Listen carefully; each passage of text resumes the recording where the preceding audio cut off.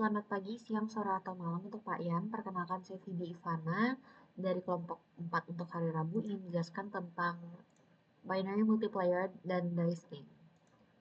Nah, jadi pertama-tama saya akan menjelaskan secara singkat apa itu ASM. Jadi ASM itu merupakan sebuah final state machine yang bisa direpresentasikan dengan menggunakan state diagram, entah itu Mealy atau Moore, dan juga dengan menggunakan state table. Nah, di sini adalah SM chart daripada binary multiplier. Jadi sebenarnya ini mirip dengan flowchart. Di sini ada banyak probabilitas terjadinya perubahan dari suatu state ke state lain, dan saya akan menjelaskan salah satu probabilitasnya saja. Jadi misalkan di sini, kita pertama adalah state 0. Kita cek dulu nih, apakah nilai input startnya itu adalah 0 atau 1. Ketika kita bikin 0, ya kita akan tetap stay di state 0. Sedangkan kalau kita bikin 1, kita akan menghasilkan output berupa load sama dengan 1. Dan kita akan pindah ke state 1. Ketika kita pindah ke state 1, kita melakukan pengecekan. Apakah nilai M sama dengan 0 atau 1? Nah, di sini nilai M itu apa? Di sini udah ada di code-nya. Jadi nilai M itu adalah LSB-nya. Nah, kita cek apakah nilai M-nya 0 atau 1. Kalau seandainya nilai, kita asumsikan misalkan kita ambil track yang nilai M-nya sama dengan 1, maka kita akan menghasilkan output berupa add, yaitu adding ya, itu tanda apakah dia melakukan adding atau tidak, yang bernilai 1.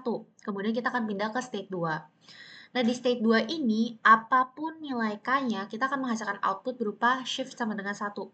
That's why di sini tulisannya S2/SH gitu. Dan dari sini kita bisa melakukan pengecekan apakah K-nya itu, K yang merupakan input itu bernilai 1 atau 0. Ketika nilai 1, maka kita akan masuk ke state 3 dan programnya akan selesai. Itu adalah salah satu probabilitas dari perubahan atau transisi state yang ada di dalam binary multiplier.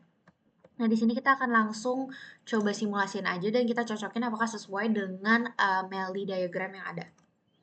Oke, kita coba di model sim. Kita bisa ngelakuin force untuk clock atau bisa auto generate dengan menggunakan clock. Di sini saya pakai auto generate clock aja. Jadi setiap rising age dia akan terjadi perubahan output. Nah, di sini periodnya juga kita bisa pilih. Saya bikin standar aja. Kita akan ambil contoh di mana state 0 pindah ke state 1 pindah ke state 2, state 2 pindah ke state 3. Nah, state 0 ke state 1 itu nilai ST-nya harus sama dengan 1. Kita force nilai ST-nya 1, kemudian kita run. Setelah itu, dari S1 ke S2 nilai M-nya sama dengan 1, kita force nilai M-nya sama dengan 1. Kemudian dari 2 ke 3, kita bikin K-nya sama dengan 1. Jadi kita force nilai K-nya sama dengan 1. Kemudian kita run. Kemudian dari 3, kita run lagi, dia langsung ke 0. Oke, saya akan menjelaskan tentang program ini. Jadi pertama-tama, kita ada di state 0 nih. Nah, untuk state 0 pindah ke state 1, kita butuh kasih input nilai start sama dengan 1. Ketika kita kasih nilai start sama dengan 1 di sini, maaf, di sini, oke. Nah, maka yang akan terjadi next state-nya itu adalah 1. Oke, next state-nya itu adalah 1 dan output load-nya sama dengan 1. That's why di sini load-nya sama dengan 1. Nah, oke, setelah itu rising age, maka kita akan pindah ke state 1. Nah, di state 1 ini, next-nya kan tadi kita tujuannya ke state 2. Agar kita bisa next state-nya sama dengan 2, kita butuh nilai M sama dengan 1. Nilai M itu apa? Di sini udah ada tandanya, M itu adalah LSB-nya. Jadi LSB-nya harus sama dengan 1. Nah, ya sudah, kita force tadi M-nya sama dengan 1. Ketika M sama dengan 1, maka kita akan menghasilkan output add sama dengan 1. Nah, kita cek di sini, add-nya sama dengan 1. Berarti udah sesuai nih programnya. Nah, dari situ rising age kita akan pindah ke state 2 sebagaimana yang tadi sudah dijelaskan. Nah, dari state 2 ini untuk pindah ke state 3 kita butuh kasih input nilai K sama dengan 1. Nilai K itu apa? Nah, nilai K di sini adalah sign apakah dia shift yang terakhir atau bukan.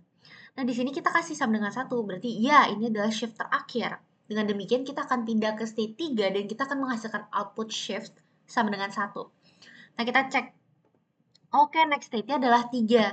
Kemudian ketika K-nya kita bikin 1, maka output SH-nya sama dengan 1. Apakah benar? Iya, SH-nya sama dengan 1.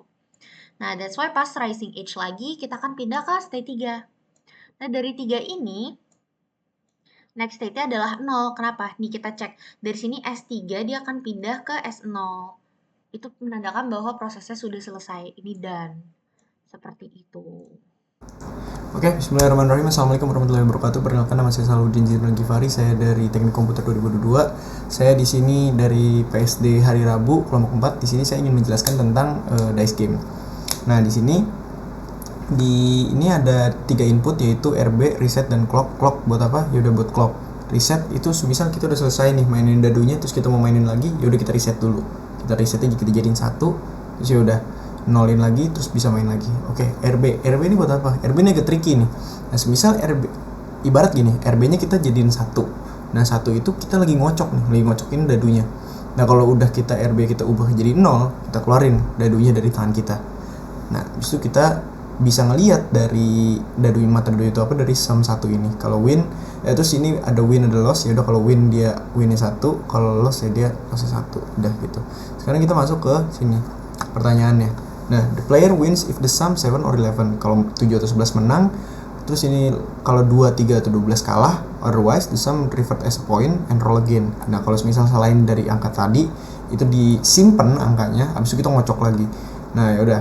Terus di kocokan yang kedua, itu beda permainannya nih, beda cara mainnya.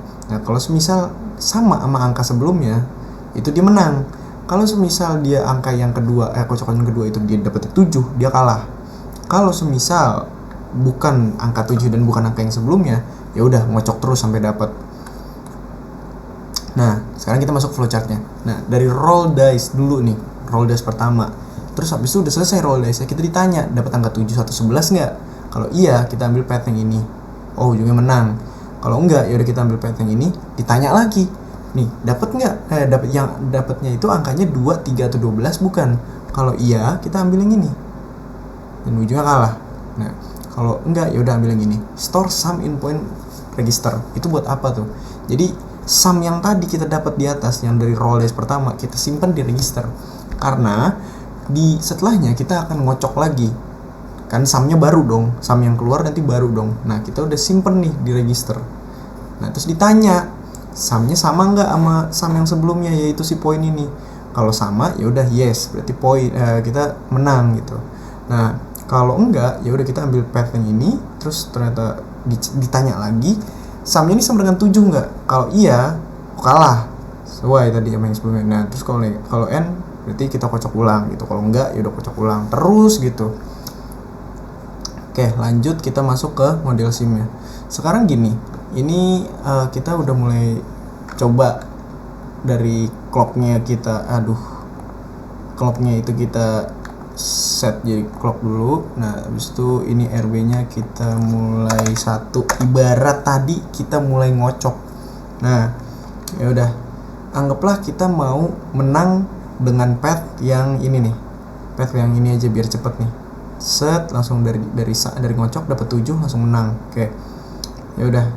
Terus ya udah nih, kita kocok terus sampai dapat angka 7. Nah, ini nih 7 nih.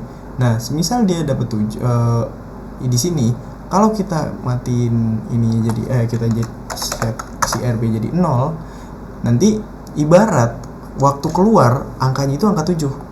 Nah, nih kayak gini. Apakah setelah kita run lagi jadi menang? Ah, iya betul nih. Nah, tuh game win. Oke. Nah, kurang lebihnya begitu. Saya Salahuddin Zainal Gifari dengan NPM 220608200. Di sini saya pamit undur diri. Assalamualaikum warahmatullahi wabarakatuh.